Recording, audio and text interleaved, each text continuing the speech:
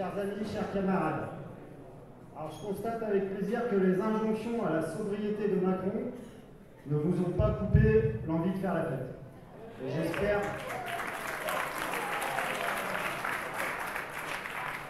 que ce que je vais vous raconter ne vous la coupera pas non plus. Voilà. Alors, cette rentrée est marquée par une nouvelle aggravation de la crise. Elle prend de multiples formes, économiques, énergétiques, climatiques, et maintenant militaires avec la guerre en Ukraine.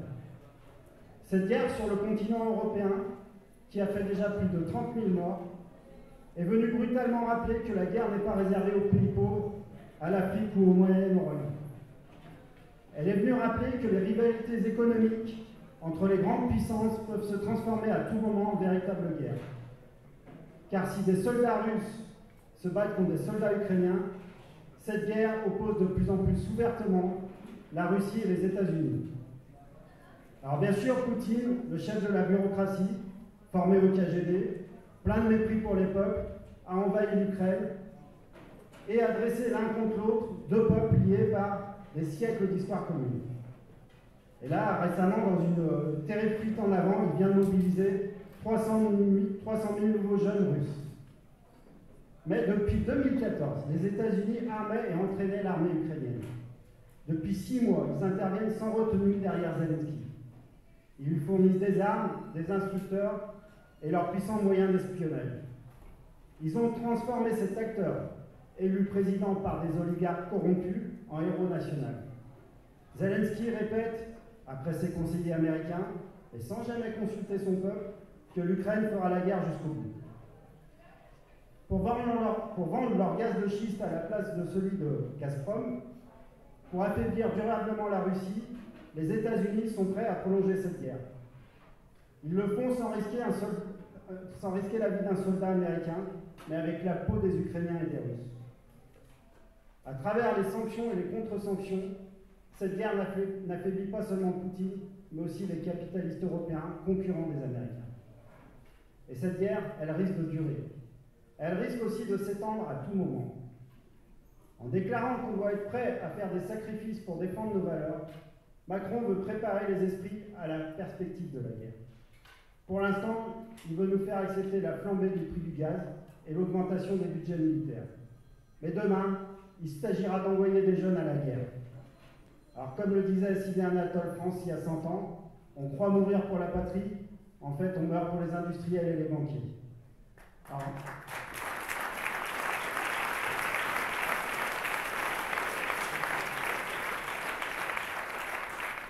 Alors nous disons pas 1 euro pour les marchands de canons, pas un soldat pour les guerres de l'impérialisme.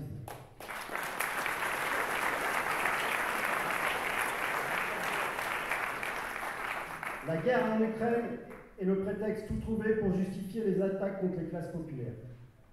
Celle qui frappe le plus immédiatement notre camp aujourd'hui, c'est l'explosion des prix. Pour la fraction la plus précaire des travailleurs, pour les retraités aux petites pensions, chaque passage au supermarché, chaque passage à la pompe est une source d'angoisse. Et on n'entend plus les spécialistes nous expliquer que l'inflation sera provisoire, qu'elle ne passera pas l'année. Désormais, tout le monde le reconnaît, elle va durer, elle va même s'aggraver. Le pire est même annoncé pour les prochains mois. En Allemagne ou en Angleterre, les ménages reçoivent déjà des factures de gaz ou d'électricité de plusieurs centaines d'euros par mois. Et Borne et Macron nous préviennent, leur bouclier énergétique, qui ressemble plutôt à une passoire, va s'arrêter. Ils annoncent une hausse minimum du gaz de 15%. Et il faudrait leur dire merci que cela ne soit pas pire. Alors cette inflation, elle ne tombe pas du ciel. Elle n'est pas magique. Elle résulte des choix d'une petite fraction de capitalistes en position de force, ceux d'énergie ou du transport maritime, qui ont augmenté massivement leurs prix. De cette façon, ils prélèvent la part du lion sur toutes les richesses produites. De proche en proche, les capitalistes de l'automobile, de la chimie ou de l'agroalimentaire répercutent ces hausses sur leur prix de production. Au bout de la chaîne, les travailleurs sont dépouillés. Eux n'ont personne sur qui répercuter. Ils n'ont que leur salaire ou leur pension pour vivre. Et pendant qu'on nous prépare aux coupures de gaz et aux factures astronomiques, le groupe gazier, lui, Engie, a réalisé 5 milliards d'euros de bénéfices en 6 mois. Total Énergie, 10 milliards. Le transporteur maritime CGA-CGM, 14,8 milliards. Et pendant ce temps, la classe qui fait tout fonctionner dans la société peine à payer ses factures, réduit sa consommation et s'appauvrit inexorablement. L'inflation, c'est bien une forme brutale de la lutte de classe. Merci.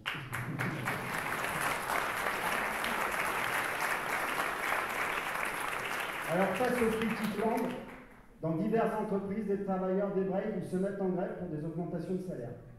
Parfois, c'est au moment où leur patron leur propose des augmentations méprisantes. Parfois, c'est quand les travailleurs estiment que c'est le moment. Comme chez Arkema, Pierre Bénite, en grève pour 200 € mensuels depuis une semaine. Ces grèves sont parfois victorieuses, parfois non. Elles sont surtout destinées à se faire respecter. Et dans tous les cas, ceux qui engagent la lutte ont 1000 fois raison. Il ne faut pas se laisser désarmer par les prétendus experts qui répètent le même mensonge. Ils disent augmenter les salaires va faire monter les prix. Aujourd'hui, les prix montent alors que les salaires stagnent. Il ne faut pas se contenter des bons d'achat du gouvernement, des petites ristournes sur le prix de l'essence, des chèques énergie promis par Borne. Il ne faut pas se contenter non plus des primes ponctuelles, dépensées presque aussitôt versées sur nos comptes.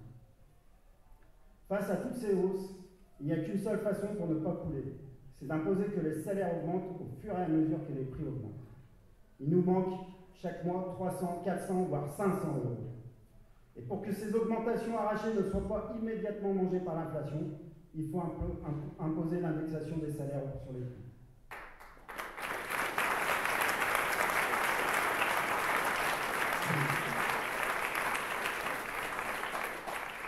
Une telle indexation des salaires coûtera très cher au patronat, bien sûr. Mais le patronat, lui, il est riche à milliards. Si un patron prétend qu'il ne peut pas payer, qu'il se tourne alors vers son donneur d'ordre. Si le système est incapable d'assurer l'existence de ceux qui font marcher toute la société, c'est qu'il est condamné et qu'il doit être renversé.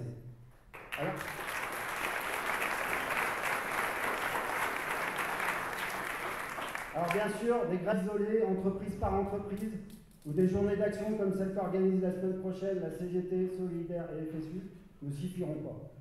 Pour gagner, il faudra que ces grèves se généralisent, qu'elles deviennent explosives. Et cela ne se décrète pas. Tous ceux qui militent le savent bien.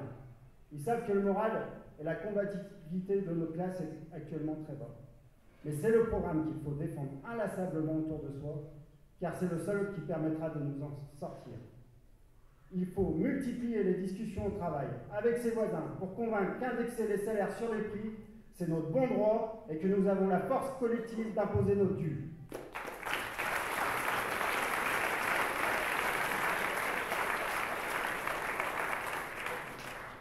Alors la crise économique, c'est aussi le ralentissement de la production, que ce soit à cause du coût de l'énergie, à cause du manque de semi-conducteurs, du prix du transport maritime, à cause de la guerre en Ukraine et du ralentissement en Chine. De nombreux industriels ont décidé de réduire leur production, parfois de fermer des ateliers entiers. On nous annonce que l'Allemagne, la locomotive industrielle de l'Europe, pourrait être en récession l'an prochain.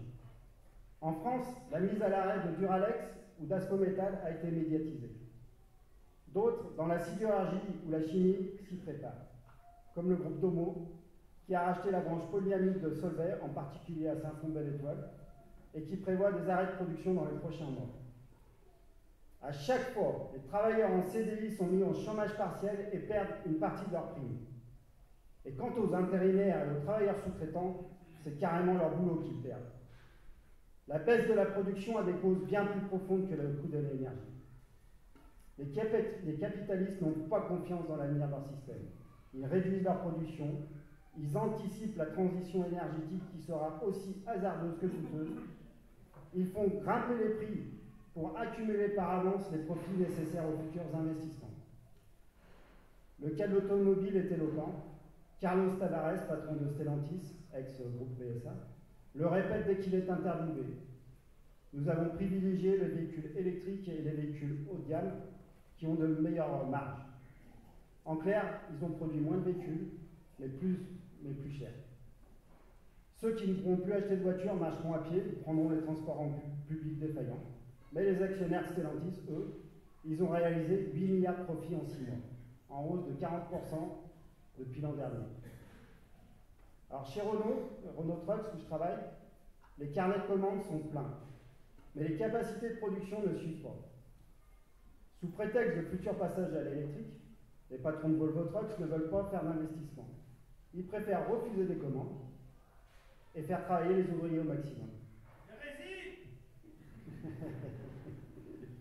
Surtout travailler au maximum. En parallèle, le choix des capitalistes de faire produire les pièces aux quatre coins du monde pour réduire les coûts au maximum finit par se retourner contre eux. Ainsi, chez Renault Trucks, toute la hiérarchie est en panique dès qu'un camion est en retard, même de 10 minutes, qu'un bateau n'a pas été déchargé à temps ou qu'un avion est introuvable. Ça arrivait 2 fois. Ils ont inventé les urgentistes. Une équipe, enfin c'est pas comme dans les hôpitaux, là, c'est une équipe qui fonce chercher les pièces urgentes au fond d'un camion pour que les lignes ne s'arrêtent pas 1 minute. Et dernier épisode en date, ils ont sous-traité la fabrication de vilebrequins en Chine, mais ils sont tellement radins qu'ils les ont mal emballés, et donc après plusieurs milliers de kilomètres, les vilebrequins sont arrivés grillés et inutilisables. Alors, entre les commandes urgentes et les pièces défectueuses, les travailleurs de Renault Trucks alternent les jours de chômage et les heures supplémentaires parfois annoncées le jour même. En plus de nous pourrir la vie, en plus de transformer les intérimaires en journaliers à disposition, ces exemples sont révélateurs d'états profonds de l'économie capitaliste. Depuis quelques mois, même les intellectuels les plus favorables au système s'alarment parce que ceux qui dirigent le monde pataugent et manquent de stratégie. La bourgeoisie et ses intellectuels ne voient pas comment sortir leur système de la crise. Même sur un problème technique comme la production d'électricité, ils font la danse de Saint-Guy. Un jour, les gouvernements prônent le nucléaire ou l'éolien contre le gaz et le charbon. Le lendemain, ils rouvrent des centrales au charbon. Ils hésitent et changent d'avis tous les 6 mois. Après avoir annoncé des fermetures de centrales nucléaires, Macron promet d'en construire une dizaine de nouvelles. Alors même que l'EPR de Flamanville, après 13 milliards d'euros de dépenses, 10 ans de retard, ne produit toujours pas le monde de kilowattheure. Et là, la guerre en Ukraine n'y est pour rien. Ce qui est en cause, c'est le refus d'investir pendant des années. Ce sont les réductions d'effectifs permanentes, le recours massif à la sous-traitance, la vente à la découpe de secteurs entiers pour s'enrichir sans rien créer de neuf. Tout cela a fini par réduire les capacités de production d'électricité au point que les industriels eux-mêmes s'en inquiètent et demandent à l'État d'intervenir. Alors quand on voit un système économique aussi fou, avec des dirigeants aussi inconscients, on se dit qu'il mérite une chose, être renversé.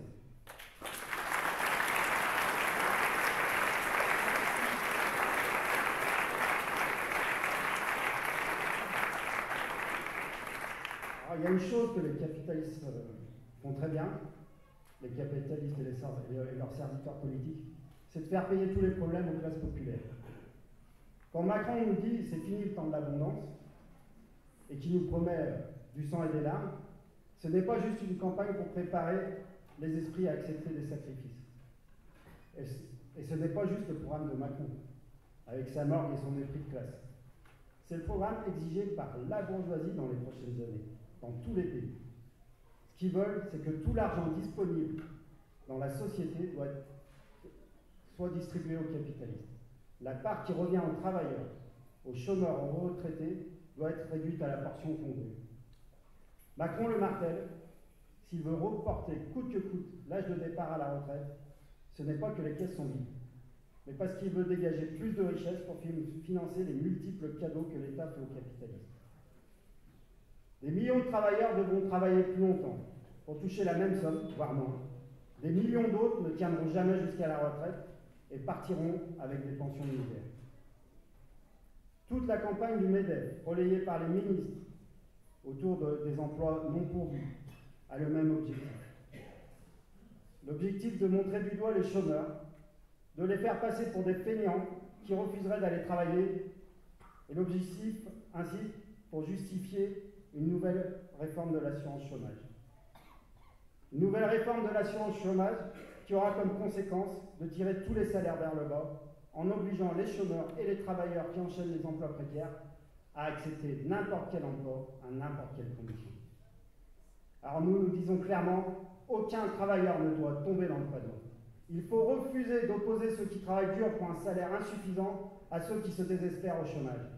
Ceux qui font le travail...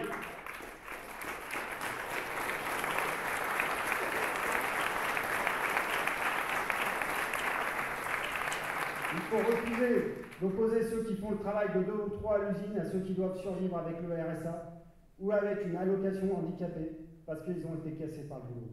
Il faut refuser d'accepter que les anciens s'usent jusqu'à la mort au travail, tandis que les jeunes ne trouvent que des emplois précaires.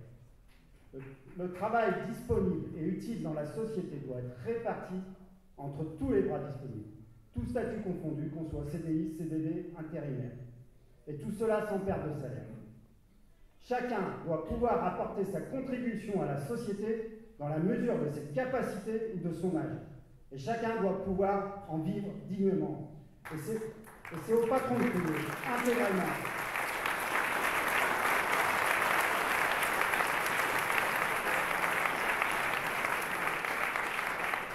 C'est au patron de payer intégralement, ce n'est pas à l'État, ce n'est pas aux caisses de solidarité alimentées par les travailleurs. Alors bien sûr, comme pour l'indexation des salaires sur les prix, un tel objectif paraît totalement irréaliste. Les brochettes de perroquets qui parlent au nom des patrons rabâchent sur tous les plateaux télé que les petites et moyennes entreprises ne pourront jamais payer. Mais juste un petit rappel, rien qu'avec les 160 milliards de bénéfices du CAC 40 en 2021, on peut financer 4 millions d'emplois payés à 2 000 € net, cotisation incluse. Ce qui veut dire que le caractère réaliste ou utopique des mesures vitales pour notre camp ne dépend que d'une seule chose, le rapport de force entre les travailleurs et la bourgeoisie. Il faut se souvenir que le patronat a trouvé très réaliste en 1936 d'accepter la semaine de 40 heures, voire pire, de payer des ouvriers pour partir en vacances. Si l'impossible est devenu possible, c'est parce que les ouvriers occupaient leurs usines. Mais il faut tirer une autre leçon de 1936. Parce que les travailleurs ont rendu les entreprises à la bourgeoisie, parce qu'ils ont fait confiance à leurs faux amis du Front populaire. Tous les nouveaux droits qu'ils avaient acquis ont été supprimés moins de 2 ans plus tard. Et les congés payés ont été remplacés par la mobilisation générale et la guerre. Alors, si on ne veut pas crever sous la charge de boulot, ou de faim, ou au chômage, ou à la retraite, si on ne veut pas crever sous les bombes, il faut arracher les manettes au capitalisme. La seule façon d'empêcher cette société de foncer vers le précipice, c'est de renverser la dictature des capitalistes sur cette société. Et la seule classe qui peut le faire, c'est celle qui produit tout et qui fait déjà tout fonctionner, celle des travailleurs.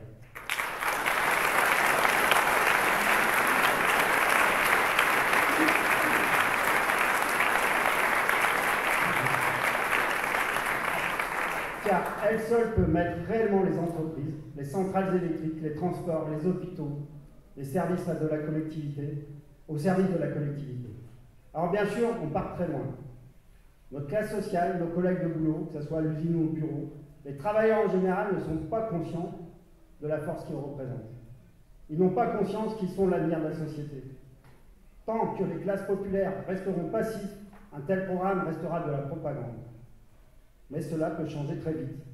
L'exploitation ne s'arrêtera pas, elle provoquera tôt ou tard des révoltes. Quand la combativité remontera, il sera vital que des femmes et des hommes incarnent et défendent ce programme communiste et révolutionnaire. Et ça, il faut l'incarner face aux multiples faux amis et vrais ennemis des travailleurs. Notre tâche, c'est de regrouper dans un parti ces femmes et ces hommes conscients que le seul avenir porteur d'espoir est celui du communisme. Alors, camarades, aidez-nous à construire ce parti, aidez-nous à mener ces discussions, et en attendant, profitez bien de la fête, de ces débats, de ces bons petits plats et de son ambiance fraternelle.